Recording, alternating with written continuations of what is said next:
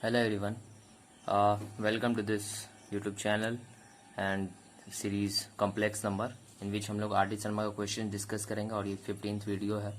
और इससे पहले बहुत सारे वीडियोस हम लोगों ने देख चुका है। पार्ट 1 चल रहा है कॉम्प्लेक्स नंबर को, हम लोग 3 पार्ट में पढ़ेंगे।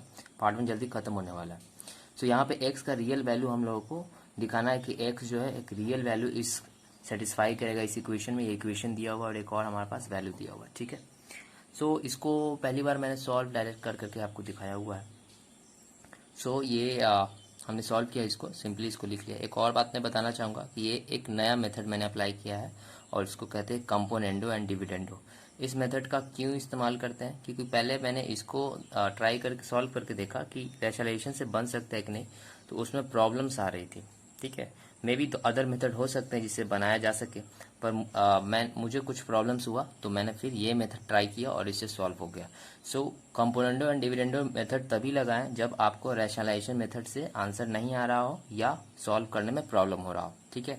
तो कंपोनेंडो एंड डिविडेंडो रूल कहता है कि इसमें जो न्यूमरेटर जैसे 1 माइनस आई एक्स उसको हमने ऊपर नीचे लिख लिया 1 माइनस आई एक्स, और जो डिनोमिनेटर है उसको एक बार न्यूमरेटर में प्लस कर लेते हैं। जैसे 1 प्लस आई एक्स को हमने प्लस कर लिया और डिनोमिनेटर में एक बार माइनस कर लेते हैं, तो 1 प्लस आई एक्स को हमने माइनस कर लिया।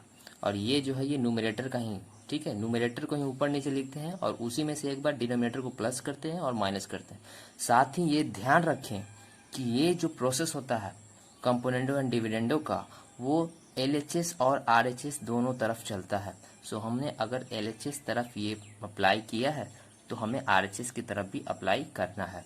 तो ए माइनस आई बी के नीचे कुछ भी नहीं है यहाँ पे, तो हम लोग एज्यूम कर सकते हैं कि 1 तो होगा एटलीस्ट, या सो सेम ए माइनस आई बी को हम लोग ऊपर नीचे लिखेंगे और 1 को एक बार प्लस करेंगे और 1 को एक बार माइनस करेंगे, और यहाँ पे भी हमने कंपोनेंडो एंड डिविडेंडो रूल लगा दिया। ओके, अब इसको हमने सॉल्व कर लिया। अब बहुत इजी है, अब बन जाएगा। यहाँ से सब कुछ सॉल्व कर लेंगे तो ऊपर 2 आएगा और नीचे हमने सॉल्व करते हैं तो हमारे पास -2ix आता है।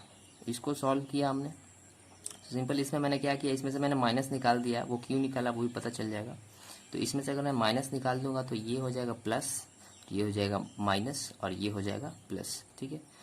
अब 2 2 ऊपर कैंसिल हो जाएगा और माइनस माइनस इधर दोनों तरफ कैंसिल हो जाएगा। और मैं इसको आई एक्स को रिवर्स करने वाला हूँ, मतलब 1/ix को मैं आई एक्स लिखने वाला हूँ।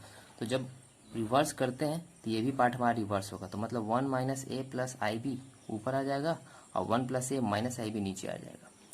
अब 1 प्लस ए माइनस आई बी, यहाँ से हमें कुछ सूझ नहीं रहा है, तो हम जब भी कुछ ना सूझे तो हम रैशनलाइजेशन करेंगे यहाँ पे। तो अब हम लोग रैशनलाइजेशन लगाएंगे, तो 1 प्लस ए माइनस आई बी को हम लोग 1 प्लस ए माइनस आई बी को रैशनलाइज करने के लिए 1 प्लस ए यहाँ पे साइन प्लस कर देंगे, प्लस आई बी। मैंने बताया था कि जो आयोटा के साथ जुड़ा होता है उसका साइन चेंज होता है रैशनलाइजेशन में। तो ये माइनस है आई बी, तो यहाँ पे प्लस आई बी प्लस आई बी, इसी को उठा करके हमने लिख दिया साइन चेंज करके। अब सिंपली इसको मल्टीप्लीकेशन है, इसको इससे मल्टीप्लाई किया, इसको इससे किया, फिर इसको इससे किया, फिर इसको उससे किया। मैंने वही किया हुआ है। ध्यान रखेंगे कि यहाँ पे प्लस आई स्क्वायर बी स्क्वायर है, यहाँ पे भी आई बी स्क्वायर है। तो जो यहाँ पे आई स्क्वायर का जो वैल्यू होता है वो -1 होता है, तो यहाँ पे -1 पुट करेंगे तो ऑटोमेटिकली यहाँ पे प्लस साइन आ जाएगा, ठीक है। यहाँ पे भी आई स्क्वायर का वैल्यू -1 पुट करेंगे तो ये यहाँ माइनस हो जाएगा और ये फाइनली हमारे पास -b स्क्वायर आ जाएगा, और इसी को मैंने यहाँ लिखा है। बाकी सब सिंपल है, सॉल्व किया हमने। अब हम देखेंगे कि इधर तो इस LHS की तरफ रियल पार्ट तो है ही नहीं, आई एक्स है, तो आई एक्स को हम ऐसे लिख सकते हैं 0 प्लस आई, इस तरीके से लिखें या आई एक्स लिखें, एक ही बात है। तो हमारा रियल पार्ट 0 है और इस तरफ के एक्सप्रेशन में हमारा ये रियल पार्ट भी है और इमेजिनरी पार्ट भी है, ठीक है। तो हम लोग क्या करेंगे, ये 0 प्लस आई एक्स लिखें या आई एक्स लिखें, एक ही बात है। इधर हमने सॉल्व किया तो फाइनली हमारे पास ये इक्वेशन आता है, और इस इक्वेशन में हमारे पास रियल पार्ट भी है, इमेजिनरी पार्ट है। तो हम आई के साथ जो जुड़ा हुआ इधर उसी को लिखेंगे। तो इसको हम तोड़ के इस तरीके से लिख सकते हैं 1 minus A square minus B square 1 plus A का whole square plus B square plus 2bi, और इसी को एलसीएम लिया, इसको मैंने तोड़ दिया फ्रैक्शन में, ठीक है। इसको अपन लोग तोड़ सकते हैं। तो ये हमारा पार्ट तो 0 है और हमें तो x का वैल्यू निकालना है, तो i के साथ कंपेयर करके हम लोग x का वैल्यू हम लोग ये हो जाएगा, पुट कर दिया हमने।